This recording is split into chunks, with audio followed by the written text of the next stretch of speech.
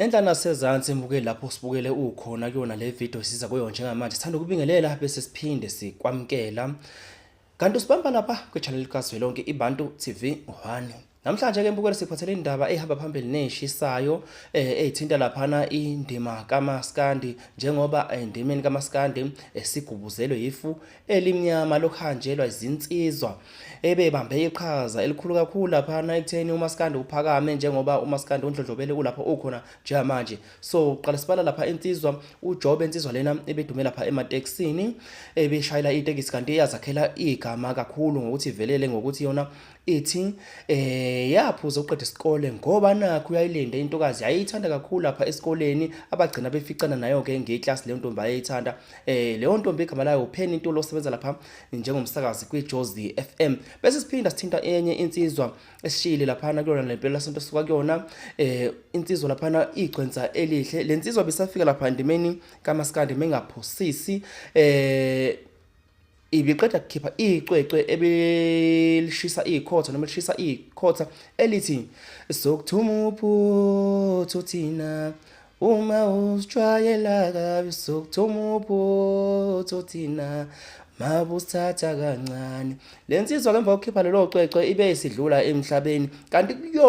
yona lempela sonto suka kuyona futhi kudlule insizwa laphana engona sugxila kakhulu kuyona njengoba isematheni kangaka usiqiniseko umfoka Mvilase ogama lakhe ngempela lokuzalwa uLangelihle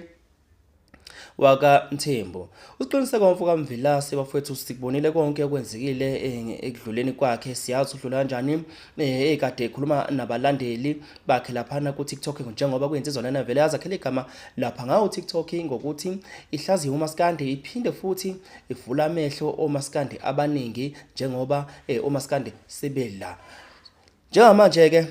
uma ukhuluma ngosiqiniseko umfoka Mvilase ngeke lingasali igama lika baba uAyanda Msweli ngaphandle kongaboni ngasolinye abake baba nalo njengoba usiqiniseko umfoka Mvilase sekhona ake wasungela baba Ayanda Msweli ukuthi baba Ayanda Msweli mayezolo ke efaka endabeni kaMaskandi ibhakede lakhe leli lizovalwa. Ibhakede ubaba Ayanda Msweli aqhuba ngalo umkhankaso wokusiza abantu abahlwempu abakhele izindlu iningi labo abanikilethele negrosa abanye babo.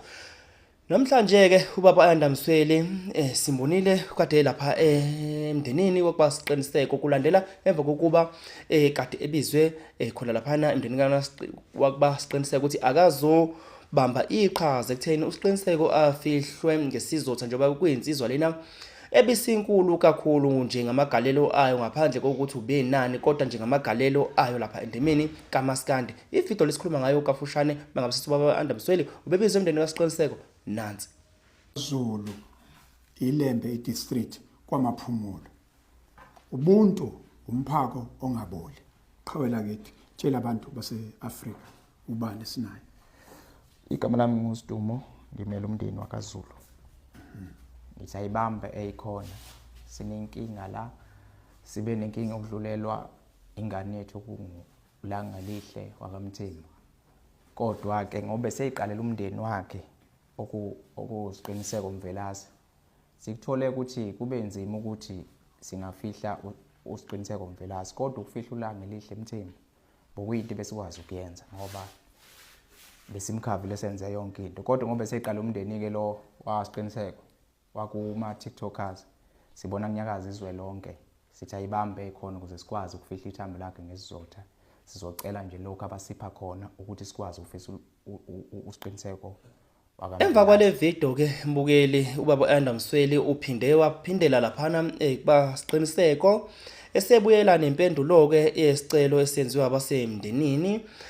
ukuthi ngabe usephetheni na nangempela ubaba Ayanda Msweli bafikile bezoletha inkonzo ngaphambi kokuba baveze ukuyikona abakuphethe lapha emndenini wokuba isiqiniseko. Inkonzo bebehambisana nethunywa zalapha kwiLembe district ngaphansi kwaMaphumulo.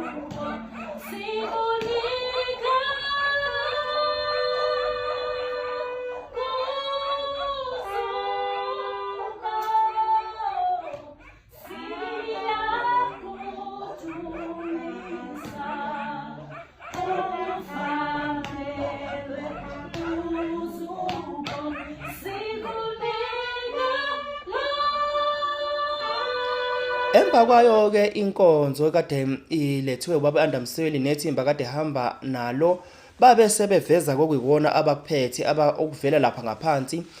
kwelembe noma ko chairman belembe district lapha kwaMaphumulo okuyinkomo okuyiyona okuhlelwe ngayo ukuthi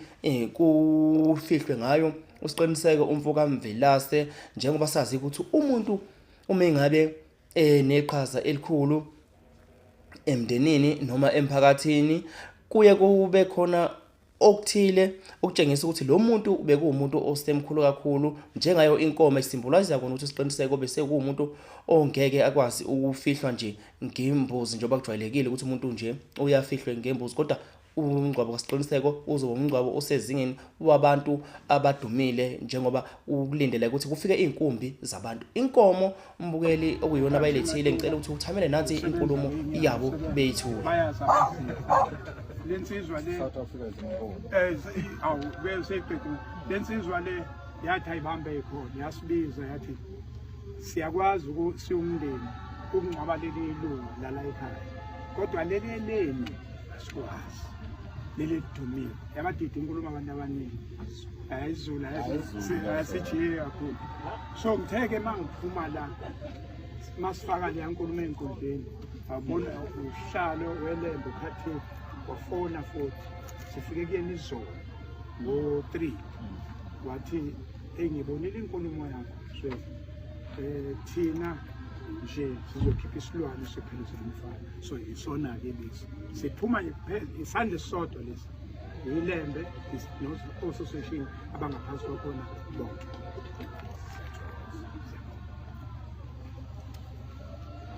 Hayi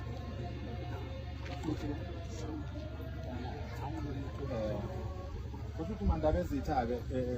ikhona-ke lokhu-ke esikufakazelayo njengamanje ukuthi thina singabakwaZulu ifikile inkulumo nansi inkomo ephuma njengoba sechazile ubaba Msweli ephuma embonini kushemen wemboni ilembe district nansi inkomo siyayibona siyayifakazela nansi ihambile yazi yofika la ebivele ibizwe khona ebesikhale khona thina somndeni kuyiqiniso baba Msweli siwumndeni wakwaZulu asinayo inkinga okungcwaba ilunga lethu kodwa nanti igama sibona ukuthi lizosehlule kunegama manje lizosehlula ngempela sikwazi ukungcwaba igama masekunjena ngoba phela manje igama lisabalele eSouth Africa yonke lokho kuchaza ukuthi ke uma sizothi thina sizongcwaba igama kusho ukuthi sinamandla okungcwaba iSouth Africa yonke lento engenzeke ikwazi ukwenzeka kulapho ke kudingeka khona ukuthi iSouth Africa isondele izwe ukuthi sithini. Siyakubonga kakhulu lokho esikubongayo esikubonayo noma ke phela azipheleli ke lapho